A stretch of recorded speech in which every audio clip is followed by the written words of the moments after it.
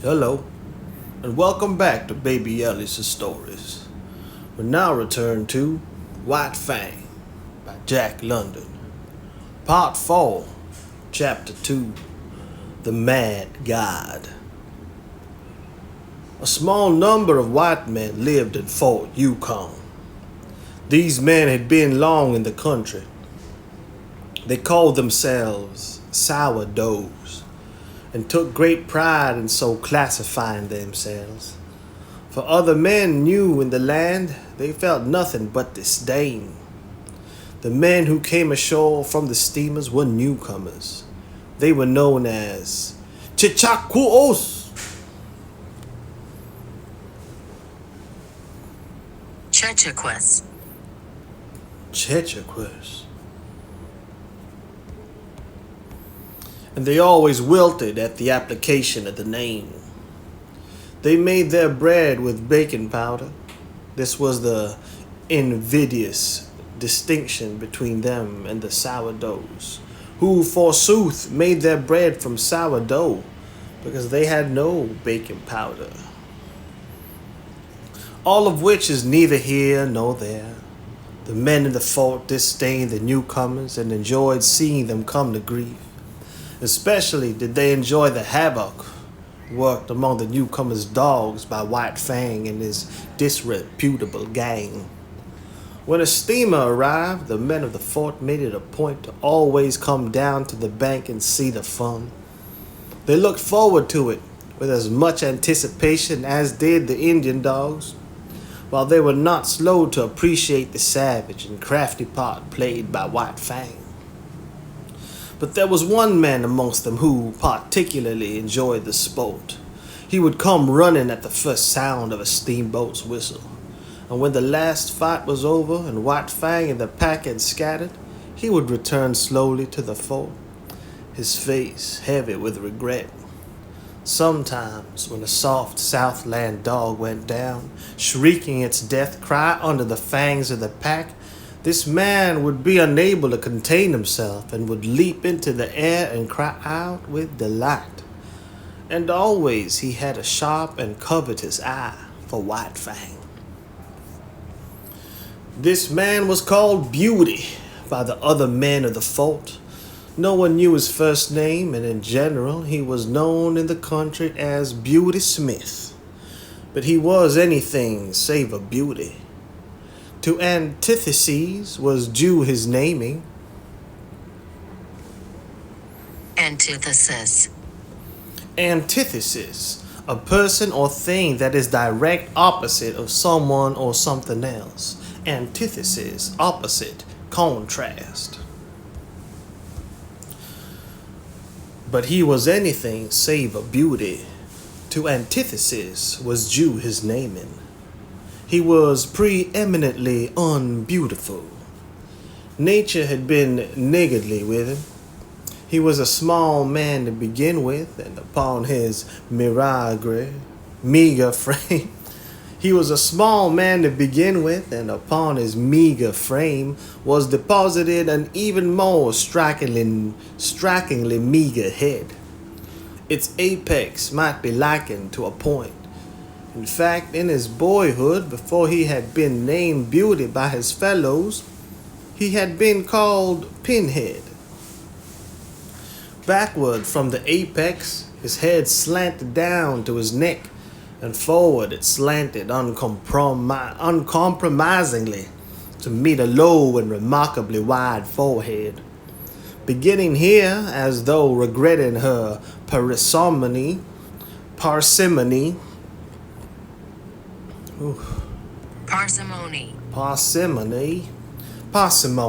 extreme unwillingness to spend money or use resources. Parsimony.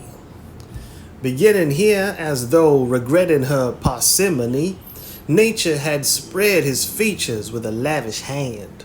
His eyes were large, and between them was the distance of two eyes.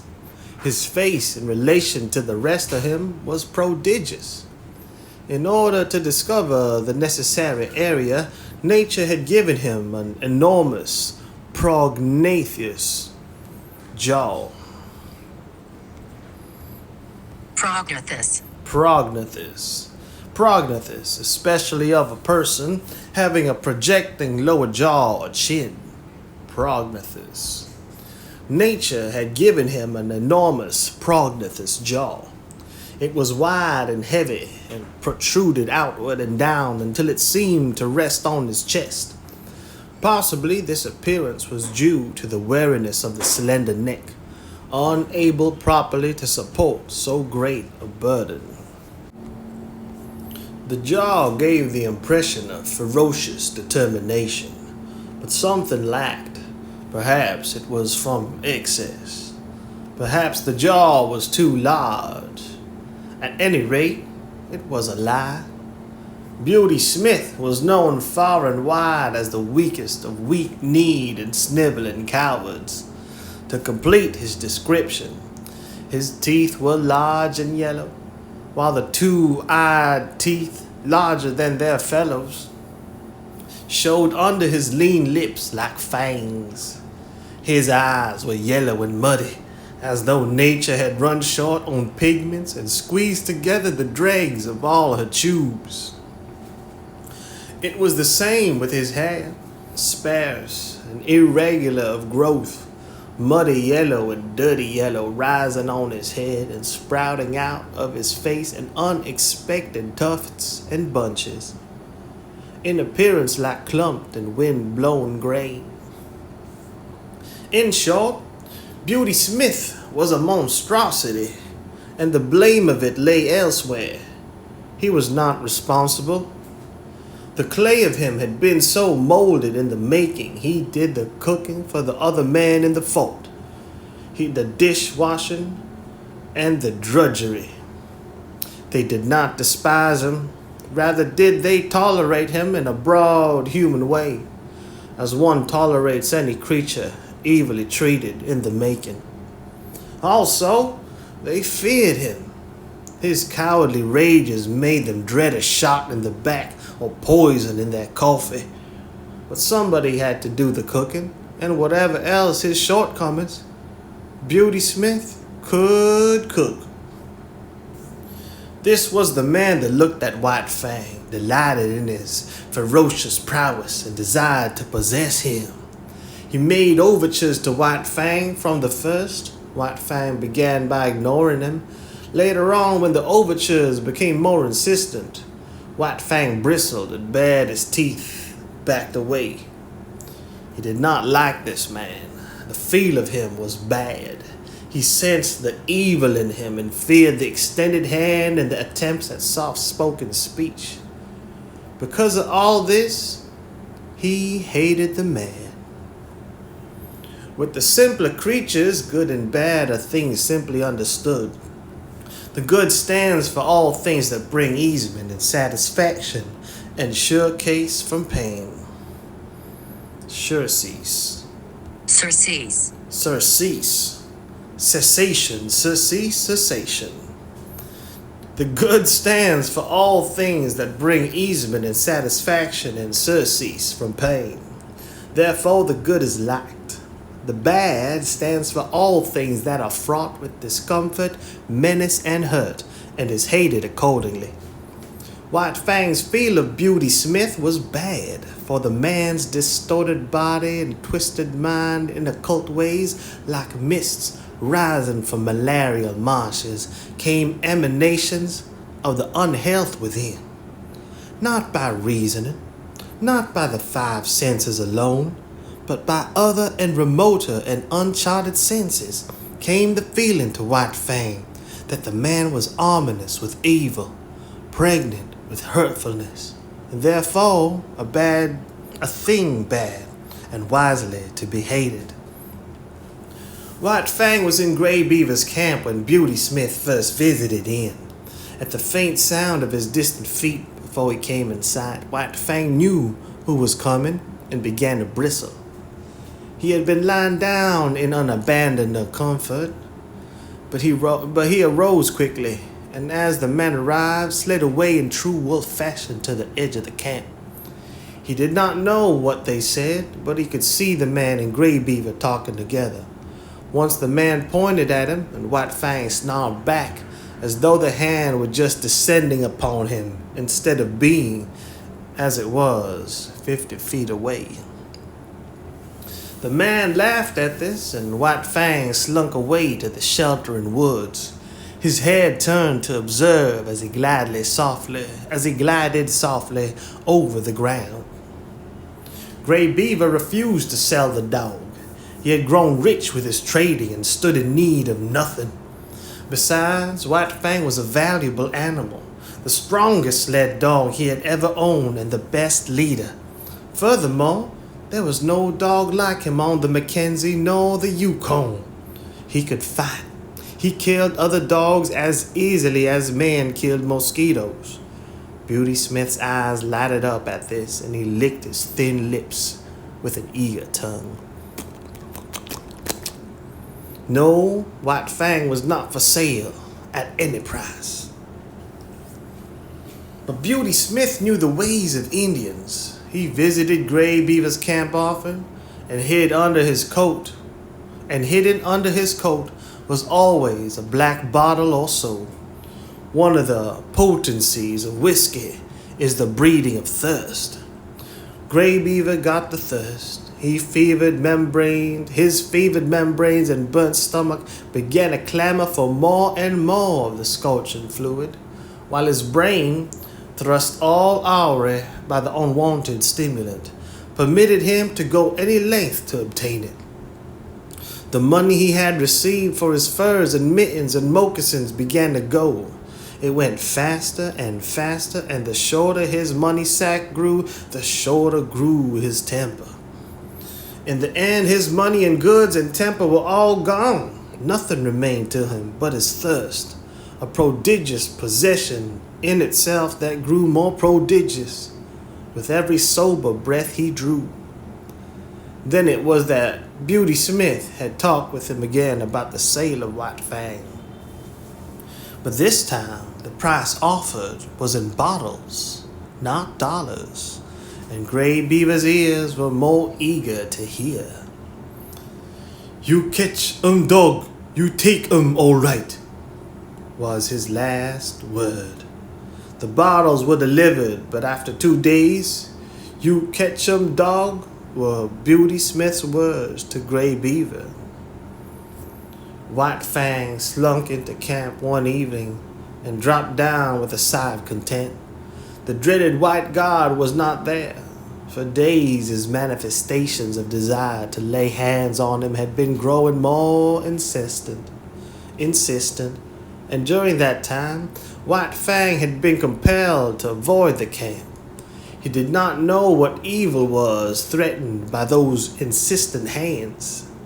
He knew only that they did threaten evil of some sort, and that it was best for him to keep out of their reach.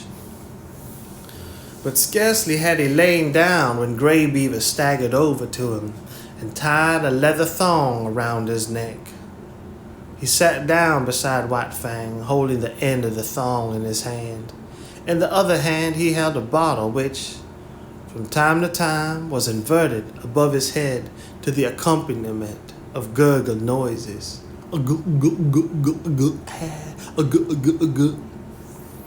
An hour of this passed, with the vibrations of feet in contact with the ground, foreran the one who approached.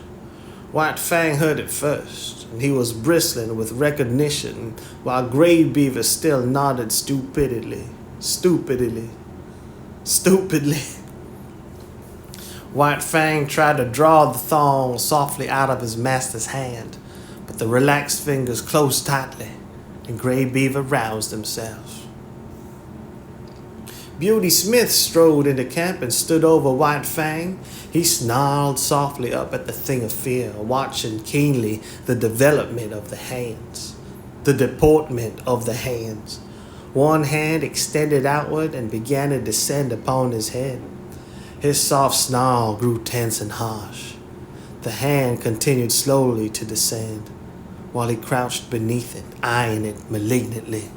His snarl growing shorter and shorter as, with quickening breath, it approached its culmination. Suddenly he snapped, striking with his fangs like a snake. The hand was jerked back, and the teeth came together emptily with a sharp click. Beauty Smith was frightened and angry. Gray Beaver clouded White Fang alongside the head so that he cowered down close to the earth in respectful obedience. White Fang's suspicious eyes followed every movement. He saw Beauty Smith go away and return with a stout club. Then the end of the thong was given over to him by Gray Beaver. Beauty Smith started to walk away. The thong grew taut. White Fang resisted. Gray Beaver clouded him right and left to make him get up and follow. He obeyed, but with a rush, hurling himself upon the stranger who was dragging him away. Beauty Smith did not jump away. He had been waiting for this. He swung the club smartly, stopping the rush midway and smashing White Fang down upon the ground. Gray Beaver laughed and nodded approval. Beauty Smith tightened the thong again, and White Fang crawled limply and dizzily to his feet. He did not rush a second time. One smash from the club was sufficient to convince him that the white god knew how to handle it. He was too wise to fight the inevitable, so he followed morosely at Beauty Smith's heels, his tail between his legs, yet snarling softly under his breath. But Beauty Smith kept a wary eye on him, and the club was held always ready to strike. At the fort, Beauty Smith left him securely tied and went into bed. White Fang waited an hour. Then he applied his teeth to the thong, and in the space of 10 seconds was free. He had wasted no time with his teeth. There had been no useless gnawing.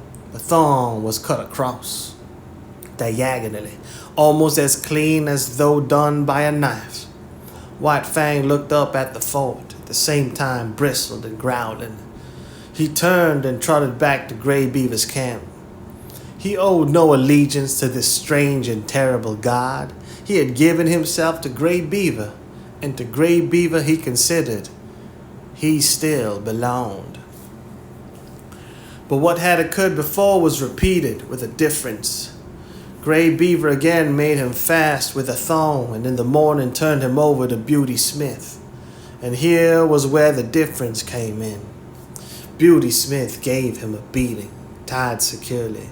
White Fang could only rage futilely and endure the punishment. Club and whip were both used upon him, and he experienced the worst beating he had ever received in his life. Even the big beating given him in his puppyhood by Gray Beaver was mild compared with this. Beauty Smith enjoyed the task. He delighted in it. He gloated over his victim, and his eyes flamed dully as he swung the whip or club and listened to White Fang's cries of pain and to his helpless bellows and snarls. For Beauty Smith was cruel in the way that cowards are cruel. Cringing and sniveling himself before the blows or angry speech of a man, he revenged himself in turn upon creatures weaker than he. All life likes power, and Beauty Smith was no exception.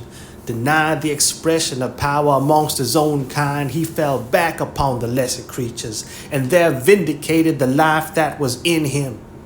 But Beauty Smith had not created himself, and no blame was to be attached to him. He had come into the world with a twisted body and a brute intelligence. This had constituted the clay of him, and it had not been kindly molded by the world. White Fang knew why he was being beaten. When Gray Beaver tied the thong round his neck and passed the end of the thong into Beauty Smith's keeping, White Fang knew that it was his God's will for him to go with Beauty Smith. And when Beauty Smith left him tied outside the fort, he knew that it was Beauty Smith's will that he should remain there. Therefore he had disobeyed the will of both gods and earned the consequent punishment. He had seen dogs change owners in the past, and he had seen the runaways beaten as he was being beaten. He was wise, and yet in the nature of him, there were forces greater than wisdom.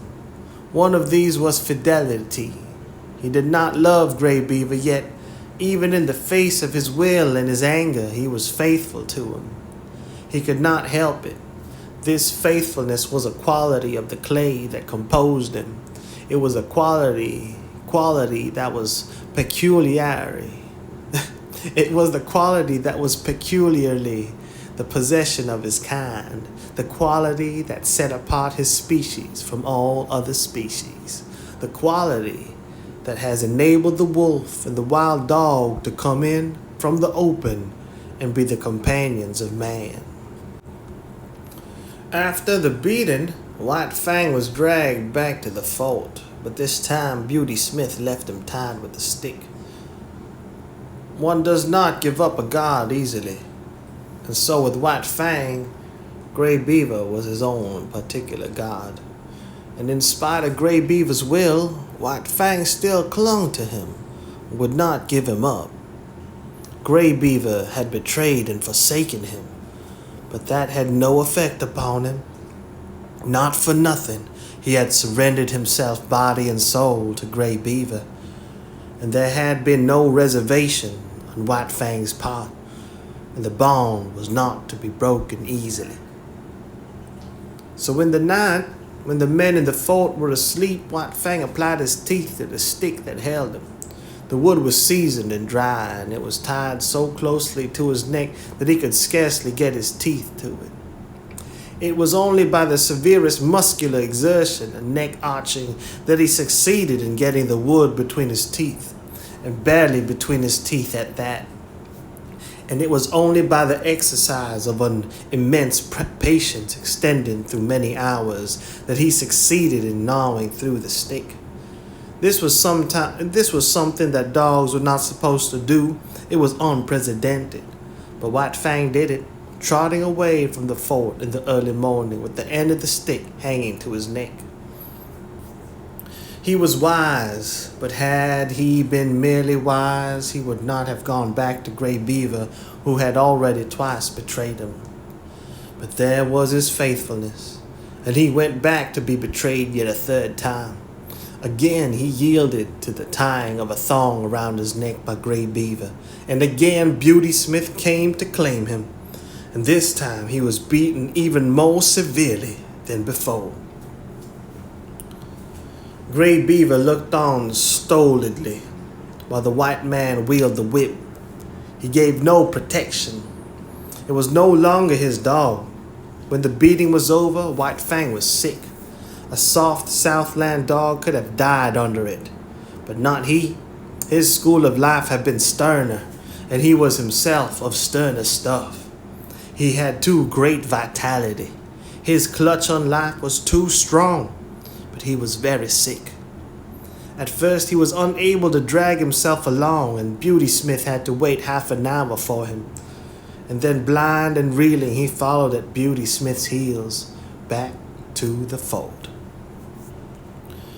But now he was tied with a chain that defied his teeth, and he strove in vain by lunging to draw the staple from the timber into which it was driven.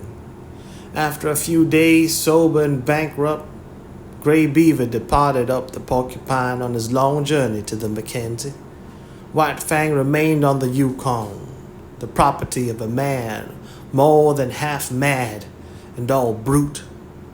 But what is a dog to know in its consciousness of madness?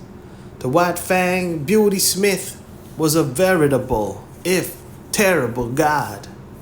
He was a mad god at best, but White Fang knew nothing of madness. He knew only that he must submit to the will of this new master, obey his every whim and fancy.